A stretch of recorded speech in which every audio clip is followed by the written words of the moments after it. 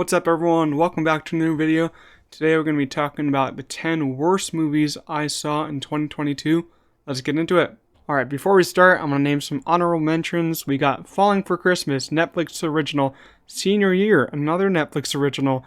Meet Cute, Peacock original I'm pretty sure. Deep Water, a Hulu original. And Tall Girl 2, another Netflix original. Let's get into the 10 worst coming up. Daughter will be my wife. Alright, at number 10 on the list, we got The Princess, directed by Lee Van Keet, and it stars Joey King. I did not find much enjoyment in this movie simply because I thought the action scenes were really weak, and the story just wasn't anywhere. It didn't have much story at all. It was all just built on these lazy action scenes, and the choreography wasn't good either. I think it was just a really bad Hulu original movie in my opinion. The groom and his bride will make their grand entrance tomorrow. Alright, at number 9 on the list, we got The Invitation, directed by Jessica M. Thompson, which was basically a vampire movie, and let me just tell you, I saw this trailer in the theaters, and I didn't want to see it, but since I've been pushing to see a lot of movies in theaters this year, I saw it anyways, and I did not like it at all. The story just was not good, and it felt really cheesy, and it was only an hour and 45 minutes, but it felt like it went on forever and ever and ever. But jeepers! An almost real boy. Alright, number 8 on the list, we got Pinocchio, directed by Robert Zemeckis.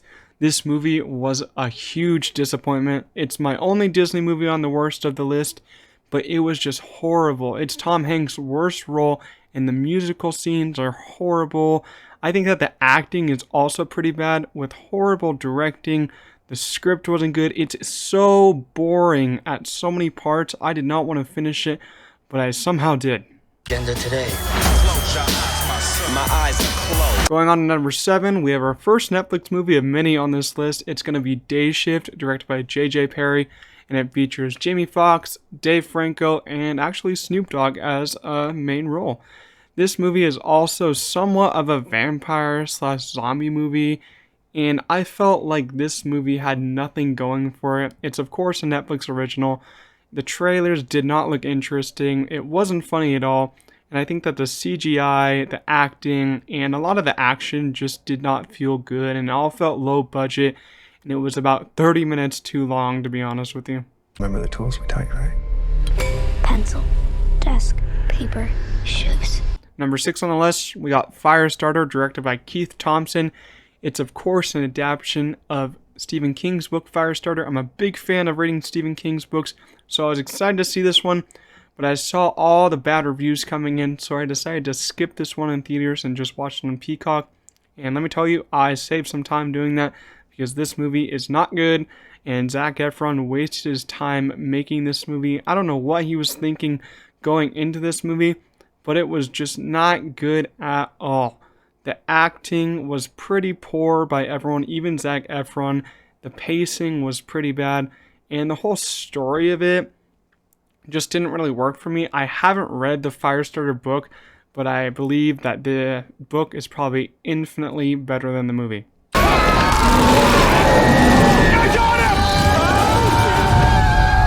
Alright, number 5 on the list, we got another Netflix original. This one is going to be The Bubble, directed by Judd Apatow.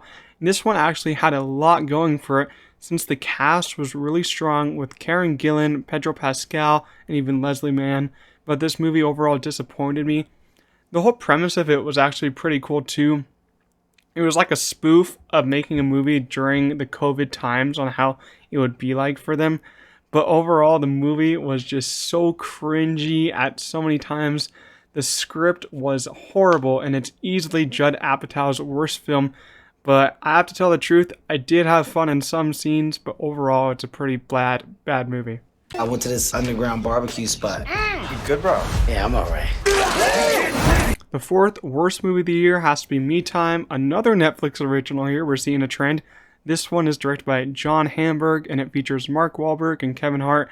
I didn't have any expectations going into this movie. I knew I was going to get disappointed, and I was very disappointed. It's basically like a guy's trip. Mark Wahlberg's character and Kevin Hart's character, whose names I don't know the name of, basically go on this trip of just having fun and doing guys trip kind of stuff on a vacation. It's pretty bland.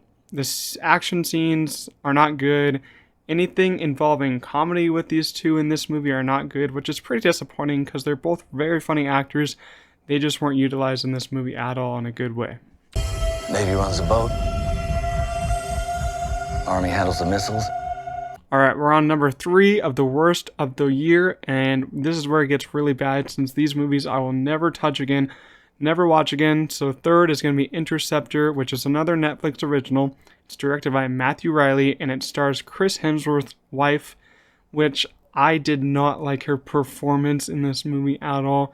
I think that her acting skills are not great, but I haven't seen any of her other movies, so don't get me wrong about that. But this movie is just horrible. The acting from everyone else is bad. The action scenes are horribly choreographed. I don't want to ever see this movie again, and I had such a bad time watching it. I will never look at a movie by this director again, probably. Truly in love.